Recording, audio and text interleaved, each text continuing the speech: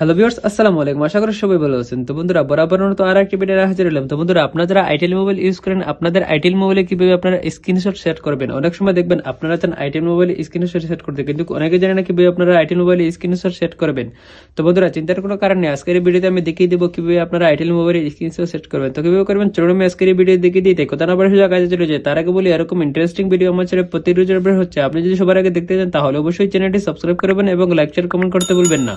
তো বন্ধুরা, আপনারা আইটেল মোবাইল স্ক্রিনশট সেট করতে হলে সর্বপ্রথম আপনারা মোবাইলের স্ক্রিনটা এভাবে নিচে দিয়ে টান দিবেন। টান দেওয়ার পর এখান থেকে আপনারা দেখতে পাচ্ছেন 3D আইকন শো করছে, এটিতে আপনারা ক্লিক করবেন। তারপর এখান থেকে দেখতে পাচ্ছেন এডিট শর্টকাট সুইচ, এখানে আপনারা ক্লিক করবেন।